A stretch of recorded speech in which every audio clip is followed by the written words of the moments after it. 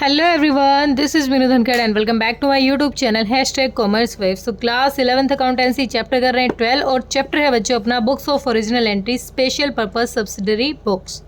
पिछले चैप्टर में भी हमने सेम ही चीज़ें पढ़ी थी। सेम जैसे हमने जो पढ़ा था कि जब एक बिज़नेस छोटा है, कोई भी छोटा बिजनेस है, वैसे तो हमें छोटे बिजनेस की बात करनी ही नहीं चाहिए, बिज़नेस होता ही बड़े लेवल पे है, क्योंकि एक छोटी सी परचून की दुकान की बात हम यहाँ नहीं कर रहे हैं। अब हम बात करें अगर नॉर्मली छोटे बिजनेस में, तो सिर्फ एक जर्नल जो हमारी बुक होती है बुक्स ऑफ अकाउंट, उसमें हम अपनी सारी की सारी रिकॉर्डिंग कर लेते हैं। लेकिन जब हमारा बिजनेस एक बड़े लेवल पर होता है तो उस टाइम हम इस जर्नल को सब डिवाइड करते हैं 8 अलग अलग पार्ट्स में। जो पहली कैश बुक हम कर चुके हैं, कैश बुक हमने पिछले चैप्टर में कर लिया था। कैश बुक से शुरू करो आप। कैश बुक हमारी फर्स्ट थी। सेकंड परचेज बुक है, सेल्स बुक है, purchase return, sales return, bill receivable, bills payable, journal proper. अब देखो पहले थोड़ा सा ओवरव्यू यहीं से ले लेते हैं। कैश बुक क्या था? कैश बुक में हमने रिकॉर्ड किया था जो कैश का फ्लो था, कैश का इनफ्लो आउटफ्लो, यानी कैश किस फॉर्म में हमारे पास आ रहा था, कैश किस फॉर्म में हमारे पास से जा रहा था, कैश की रिसिप्ट, कैश की पेमेंट। अब कैश क्या था? कैश एक एसेट है और एसेट जब बढ़ती है तो हम उसको डेबिट करते हैं और एसेट जब डिक्रीज होती है तो हम उसको क्रेडिट करते हैं। ठीक है, क्लियर हुआ?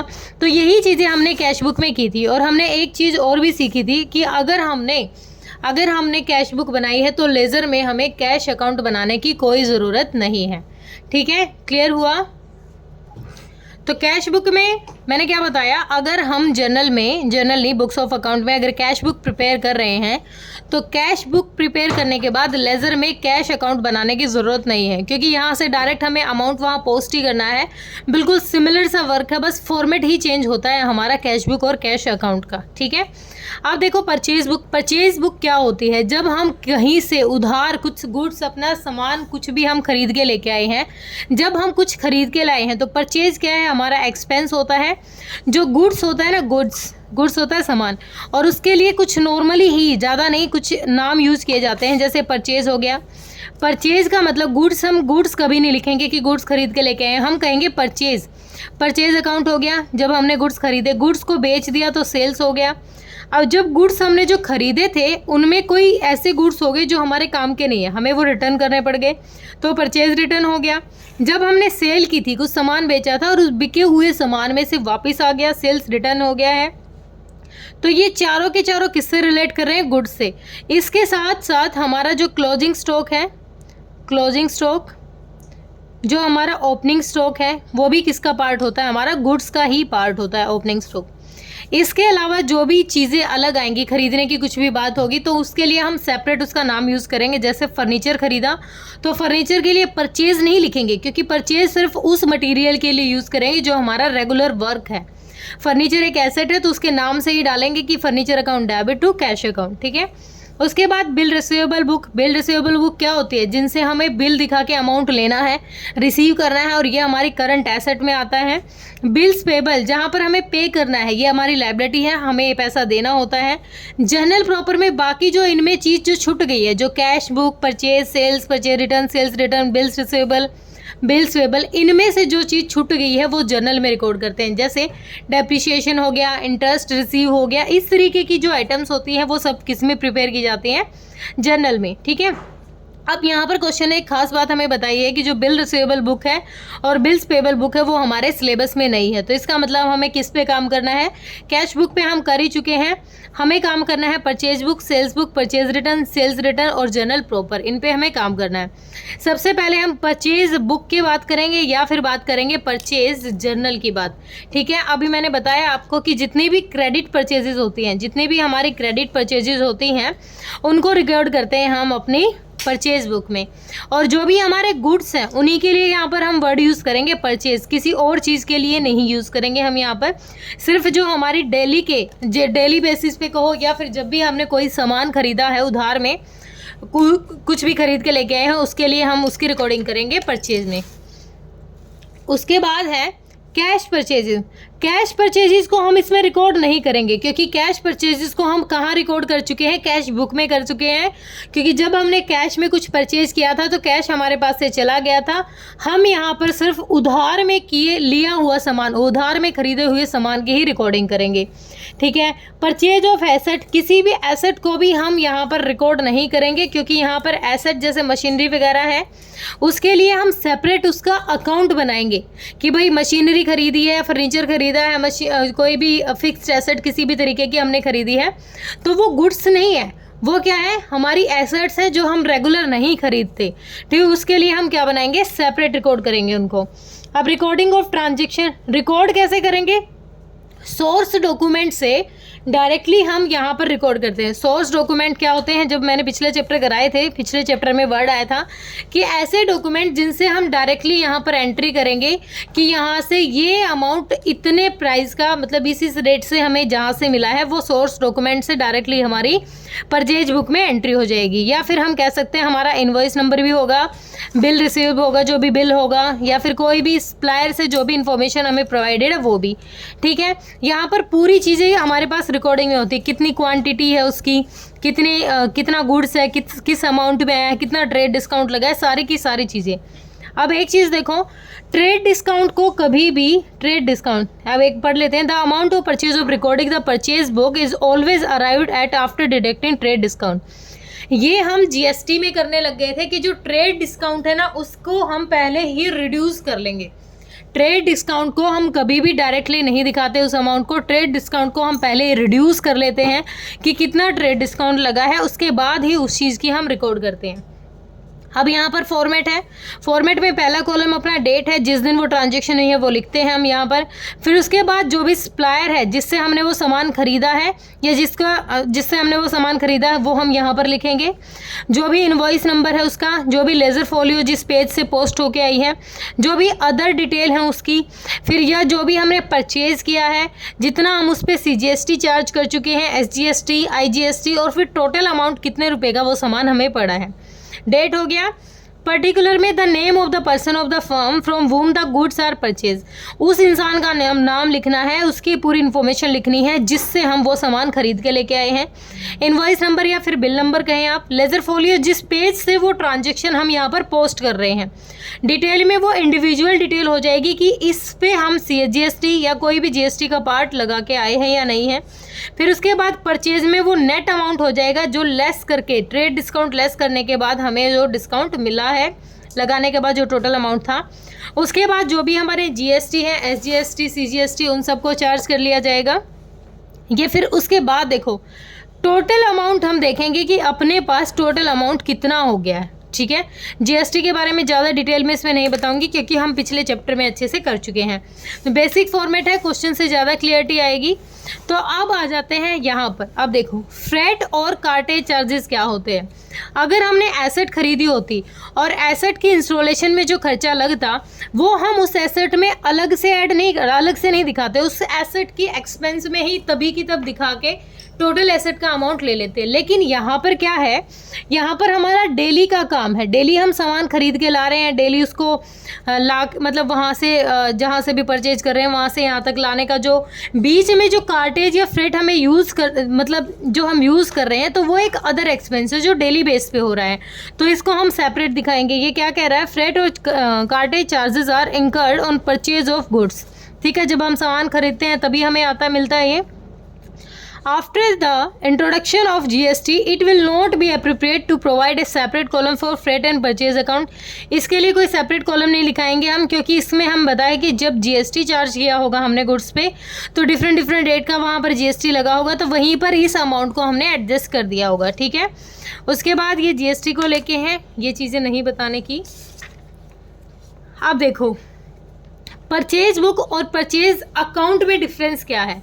परचेज बुक तो पहली बात हम जर्नल के लिए बना रहे हैं, और परचेज अकाउंट किसके लिए पार्ट होता है, ये हमारा लेजर का होता है। देखो परचेज बुक हमारा किसका पार्ट है, जर्नल का, जो रिकॉर्डिंग में हेल्प करता है। परचेज अकाउंट हमारा लेजर का पार्ट होता है जो हम जर्नल से पोस्ट करते हैं लेजर में। इनका फॉर्मेट बिल्कुल अलग है, क्योंकि परचेज अकाउंट में तो हमें सिर्फ दो ही साइड बनानी पड़ती है, डेबिट और क्रेडिट। इतनी ज़्यादा इन्फॉर्मेशन लिखने की ज़रूरत नहीं होती है, ठीक है। और इसमें हमें अभी हमने देखा कितने सारे अलग अलग पार्ट्स हमने बनाए हैं। इसमें सिर्फ हम क्या बनाएंगे, क्रेडिट परचेज ऑफ गुड्स हम इसमें रिकॉर्ड कर रहे हैं, लेकिन उसमें हम क्या यूज़ करते हैं, जितनी भी क्रेडिट और कैश दोनों ही गुड्स हमारे हैं, हमें बस ये देखना कि हमारी परचेजेस हुई है या नहीं।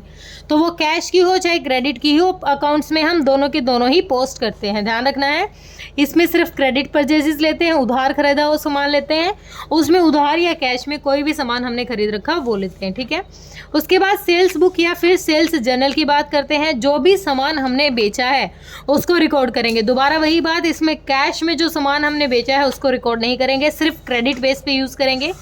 कैश सेल्स को हम यहाँ पर रिकॉर्ड नहीं करेंगे। ठीक है, सेल ऑफ एसेट रिकॉर्ड नहीं करेंगे, कोई फिक्स्ड एसेट हमने बेच दी उसको रिकॉर्ड नहीं करेंगे, सिर्फ गुड्स को ही रिकॉर्ड करेंगे हम यहाँ पर। ठीक है, अब एक बार देख लेते हैं इसका फॉर्मेट क्या है। तो इसके फॉर्मेट में ज़्यादा कुछ नहीं है, सेम वही है जो हमारा परचेज का था, बस यहाँ पर नाम ही बदल गया, बाकी सारी चीज़ें हैं। उसमें इनपुट था, यहाँ आउटपुट हो जाएगा। ये हम एंट्रीज के थ्रू पिछले चैप्टर में कर चुके हैं। ठीक है, ये बिल्कुल बेसिक था। अब आगे देख लेते हैं, हमारा कुछ और होगा। हाँ, परचेज रिटर्न आ गया। अब देखो, परचेज रिटर्न में हमने एक चैप्टर में पहले पढ़ा था डेबिट नोट, क्रेडिट नोट, ये चीज़ें पढ़ी थी, तो उसकी क्लियरिटी आपको अब मिलेगी, क्योंकि परचेज, जब हम परचेज खरीदा हुआ सामान वापस दे के आते हैं ना, तो उस टाइम परचेज रिटर्न के टाइम एक हमें नोट बना के देना पड़ता है, डेबिट नोट, और हम ये बताते हैं उस डेबिट नोट में सामने वाले को कि इतना सामान हम आपको वापस कर रहे हैं, इस सामान को आप अपनी बुक्स ऑफ अकाउंट में डेबिट कर दें, हमारी तरफ से हमने डेबिट कर दिया, आप रख लीजिए। परचेज रिटर्न होता है, वहाँ पर तैयार किया जाता है डेबिट नोट, और जहाँ सेल्स रिटर्न होता है वो सामने वाला क्या बना के देता है, क्रेडिट नोट बना के देता है कि हाँ मैंने इतने अमाउंट से आपको क्रेडिट कर दिया गया है। ठीक है, परचेज रिटर्न, खरीदे हुए सामान को वापस देना है, तो यहाँ पर हम वो सारी चीज़ें रिकॉर्ड कर लेंगे, जितना सामान, जितना मटेरियल हम रिटर्न कर रहे हैं। इसके लिए भी बिल्कुल सिंपल वही परचेज जैसा ही फॉर्मेट है, बस परचेज रिटर्न की इन्फॉर्मेशन हमें लेनी है और कोई खास बात इसमें नहीं है। सेल्स रिटर्न में क्रेडिट नोट तैयार किया जाएगा। देखो, इसमें तो दे भी रखा है कि क्रेडिट नोट तैयार किया जाता है, क्योंकि सामने वाला ये बताता है कि हाँ इतना अमाउंट आपने मेरे पास भेज दिया, सेल्स मेरे पास आ गई है रिटर्न होके, तो मैंने इतना अमाउंट आपका क्रेडिट कर दिया है, तो ये क्रेडिट नोट तैयार किया जाता है। ध्यान रखना है, जब भी बात आए परचेज रिटर्न की तो वहाँ पर डेबिट नोट तैयार किया जाता है, और सेल्स रिटर्न की बात आए तो क्रेडिट नोट तैयार किया जाता है। बाकी कुछ खास इसमें नहीं है, इनका फॉर्मेट है। क्वेश्चन को करोगे ज़्यादा क्लियरिटी आपकी वहाँ से मिलेगी। अब देखो, थोड़ा सा जो आपका ध्यान वो जर्नल प्रॉपर पर होना चाहिए, क्योंकि बिल रिसीवेबल, बिल्स पेबल तो हमारे सिलेबस में है ही नहीं। कैश बुक अच्छे से पढ़ लिया हमने, परचेज के क्वेश्चन करेंगे और अच्छे से समझ में आ जाएगा, सेल्स के, परचेज रिटर्न, सेल्स रिटर्न। अब हमारे पास एक ही पार्ट बच गया, क्या, जर्नल प्रॉपर। अब जो चीज़ें हमारी बाकी सब में नहीं आई वो हमारी यहाँ पर रिकॉर्ड होने वाली हैं। क्या क्या, कौन कौन सी चीज़ें, जैसे अपना ओपनिंग बैलेंस था, क्लोजिंग बैलेंस था, जो भी हमारी एसेट्स थी, जो भी हमारी लायबिलिटी थी बैलेंस शीट में, जो पिछली सारी इन्फॉर्मेशन हमारे बुक्स ऑफ अकाउंट की हैं, वो सारी इन्फॉर्मेशन हमें यहाँ रिकॉर्ड करनी पड़ेगी। सारी की सारी चीज़ें पिछले साल की उठा के लानी पड़ेगी, इस साल टोटल करके अगले साल करना पड़ेगा। तो जर्नल प्रॉपर को एक बार ध्यान से पढ़ लीजिए बेटा। After the subdivision of journal into various subsidiary books, journal remains only a residuary book in which only those transactions are recorded which cannot be recorded in any other. अभी जैसे मैंने बताया, जो ऊपर पहली जितनी भी ट्रांजेक्शन हमारी हो चुकी हैं, जो हम सेपरेट बुक में हमने कर रखी है, उसमें अगर किसी ट्रांजेक्शन का नाम नहीं आया है तो वो हम यहाँ पर रिकॉर्ड करेंगे। ठीक है, कुछ यहाँ पर हमें नाम यहाँ दे भी रखे हैं, लेकिन हम एक बार अच्छे से पढ़ लेते हैं। यहाँ पर हमें एग्जाम्पल दे रखा है, ये एग्जाम्पल आप खुद पढ़ लेना। हम देखो, अब पढ़ते हैं ओपनिंग एंट्री। ओपनिंग जो ट्रांजेक्शन हम इसमें रिकॉर्ड करने वाले हैं, this entry is past bring closing balance of various assets, liability, capital appearing balance sheet. जो हमारी बैलेंस शीट में ऐसी ट्रांजेक्शन जो हमारे करंट ईयर पे इफेक्ट डालने वाली है वो सारी रिकॉर्ड करेंगे। क्लोजिंग एंट्री जितनी भी होगी जो हम नेक्स्ट ईयर शिफ्ट करने वाले हैं वो भी एंट्री करेंगे।